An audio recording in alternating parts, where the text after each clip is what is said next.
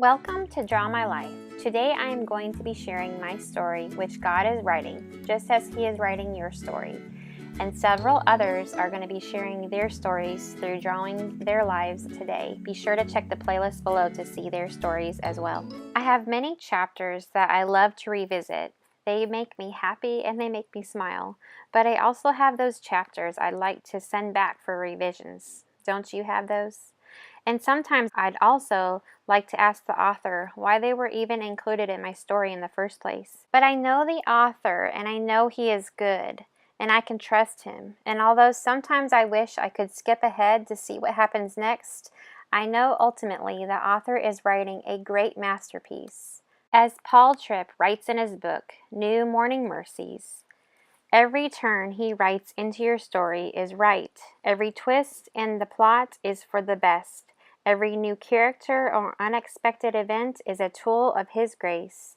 Each new chapter advances His purposes. So here I am. I am Rachel, a wife to Jake, and a mother to Lincoln, Julia, London, and Kobe. And this is the story of my life so far. So let's start at the very beginning. I was born and raised in Phoenix, Arizona.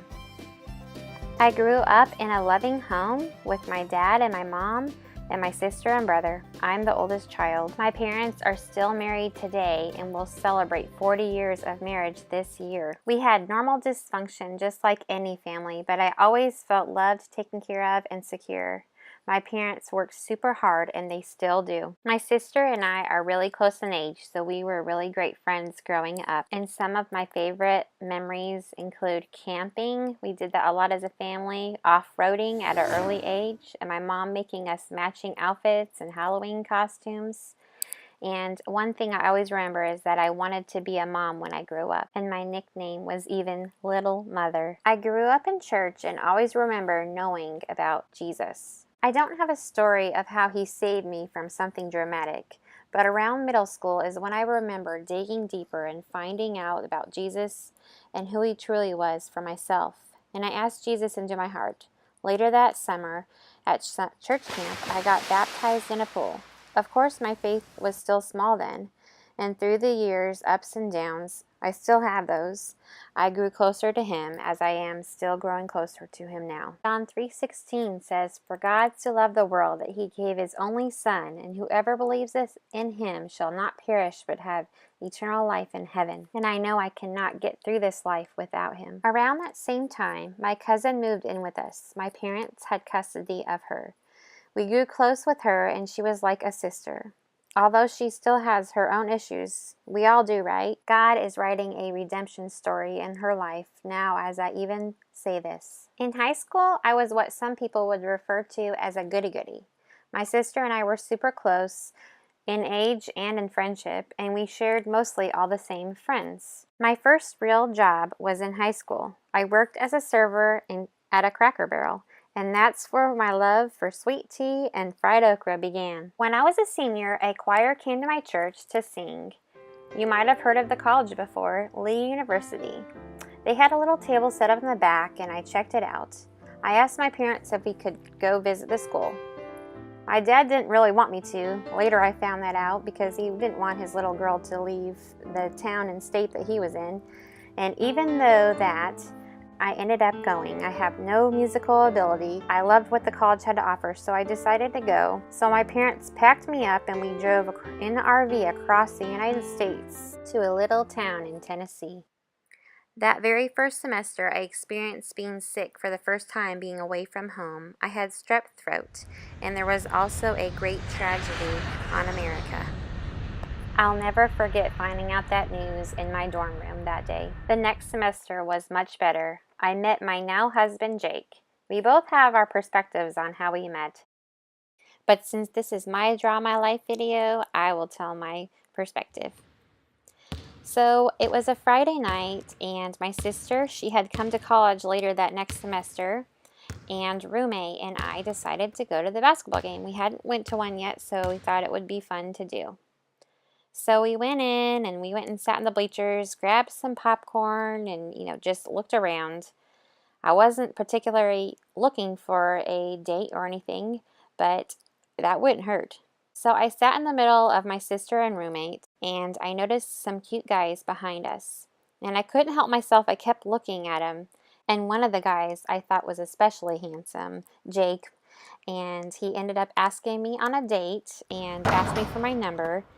And that's how it started all, the flame that started it all at that basketball game. I fell in love fairly quickly. Jake was my first real boyfriend, and during the 2 years of dating, we had many fun memories. I'll never forget this. On our first, what was supposed to be our first date, I thought he would know where the dorms were located since this was his town. And so I told him, and he didn't show up. He didn't come pick me up for my date, and so I looked at every single dorm just in case he might have been there, but he was probably long gone by that time. And I remember one of my girlfriends then said, "You're probably going to end up marrying him," and I did. And on a very hot summer day in Arizona, we got married on July 10th, 2004, and we spent our honeymoon in Mexico. After we got married, we moved to South Carolina, where Jake attended chiropractic school and I worked on finishing my degree at a local university. We both worked at Cracker Barrel when we could, and I also worked at a Montessori school later on. And thankfully, my parents helped us out during these first couple of years, and that was such a blessing to us. 2 years and a couple of months after we were married, we found out we were pregnant with our first child. We were so excited. It was going to be the first grandchild on my side and the third grandchild on my husband's side. I had terrible morning sickness, but somehow survived it through, even going to college. On a hot summer day, Lincoln was born. He had a head full of hair and he was sweet as can be. He was our smallest baby at 6 pounds 14 ounces, and he started the chapter of mommyhood in my life. I took the next semester off of college and to stay home with my little boy. I loved every minute of it. Jake and I were smitten and were happy as a family of 3. I was so happy to be a mommy. Thankfully, both of our colleges were very accommodating, and when we couldn't watch Lincoln for each other, we took him to class with us. At 6 months, he was already getting a college education. At the end of that semester, we found out I was pregnant again. We were in shock, but as happy as can be. The next semester, Lincoln went to daycare. This is the only time any of our kids ever went to daycare, and I completed my student teaching for my elementary education degree. And 2 weeks after I graduated, our second child was born, a daughter. We were over the moon. She weighed in at 7 pounds and 7 ounces, and she came quickly and fast, naturally, in a hospital. We named her Julia. A couple of months later, Jake graduated, and I was so proud of him. We moved to a new town. After a couple of years of me thriving as a stay-at-home mom and finding a wonderful church, Jake and I felt we had a vision from the Lord and that we were supposed to open our own wellness clinic. After praying and waiting some more, we walked out in faith and we did it. When you're on a mission with a vision, God never says it's going to be easy. It's usually the opposite. You'll have the naysayers, the opposition, the people who think you're going to fail, but if I've learned anything, it's that if you're walking out on faith and trusting the Lord and following His will, you cannot fail. In the Bible it says, "But as for me, I will trust you, O Lord. I will say, you are my God. My life is in your hands." From Psalm 31, 14 through 15. No, it might not happen the way you see it happening. Whatever that vision is of your own life, you might have your heart crushed. It might take longer than you thought. You might even have to wait. You'll probably have to go way out of your comfort zone, but when you're doing what God has called you to do, He is faithful to lead you through it. Although it was hard, we knew we were walking a path the Lord had for us. Within the first 6 months of opening, I had 2 heartbreaking miscarriages. Although I loved being on a mission with my husband, supporting his vision and working in the clinic, with our kids in tow, I knew my calling was to not only support him, but be at home with our children. After a period of time of working part-time and staying home part-time, I came back home full-time. In fact, being a mom is all I ever wanted to be doing, and staying home with them is what I love to do. At that time is when I began homeschooling. After the pregnancy losses we had experienced, I knew in my heart that our family wasn't complete. And since we weren't getting pregnant, I had decided to go to an adoption class. On the way home after it had rained and a beautiful rainbow came out, and I knew it was all going to be okay. After a couple of weeks of the adoption class, I found out that I was pregnant with our rainbow baby. I struggled during the pregnancy. I had a hard time trusting that I would get to see this baby, but I tried to put it in God's hands and not worry. At this time, we also purchased our very first home. You probably recognize it. At 40 weeks and 2 days, she was born at home with the help of a midwife. We were over the moon with joy and excitement again. She weighed in right around 8 pounds, and we named her London. James 1:17 says, "Every good and perfect gift is from above, and she is such a special rainbow baby to us." I continued to thrive as a stay-at-home mom, supporting and helping my husband with Victory when I could, and homeschooling was going great. And a couple months later, after London's first birthday, we found out I was pregnant again. And 9 months later, on a cold January day, we welcomed another baby into our family, a little baby boy. We named him Kobe. The same midwife helped us with his birth, and he weighed in at 8 pounds and 1 ounce. We had the normal ups and downs as time passed. In motherhood and parenthood, marriage and business, we experienced joy and defeat, victory and struggles and trials, and then joy again, because our joy and happiness isn't based on our circumstances.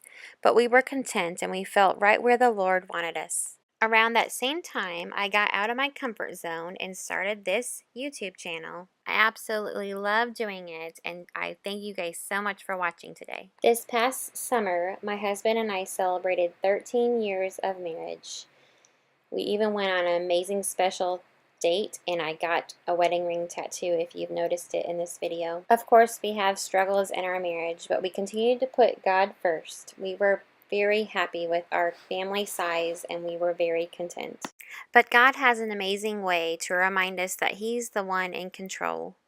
Just this past December, we got the shock and surprise of our lives. We found out I was pregnant with baby number 5. I saw the heartbeat on an ultrasound, and my heart grew instantly for the idea of another baby. I had the normal fears of losing the baby because once you've experienced loss, it's hard to overcome it. After experiencing normal pregnancy symptoms, planning and dreaming and imagining our lives with this child, sadly, I ended up with a miscarriage. And this is extremely fresh on my mind as my body is still going through this process now. So as I'm in this chapter in my life and I'm trying to make sense of God's reasoning of why things happen the way they have, I know that He is writing a greater story, one that involves submitting to His control and knowing His plans are good, because in our story, only He can make good out of what seems bad in the plots, twists, and turns of our lives.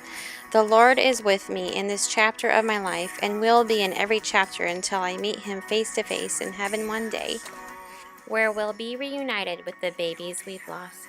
You see, He isn't done in the chapters or in my life yet. I'm only on chapter 35. He still has amazing plans for me, and He does for you too. Give thanks to the Lord, for He is good, and His love endures forever. I so wish I could skip ahead sometimes and see what lies ahead, and if we have another baby coming, or what other good things we have, because it will all point to Him no matter what it is. He is writing an awesome story in my life, in your life too, my friend. Only God can turn a mess into a message, a test into a testimony, a trial into a triumph, and a victim into a victory. I want to thank you so very much for watching, and I hope that you have a blessed day. Any songs or sounds you've heard will be in the description box below.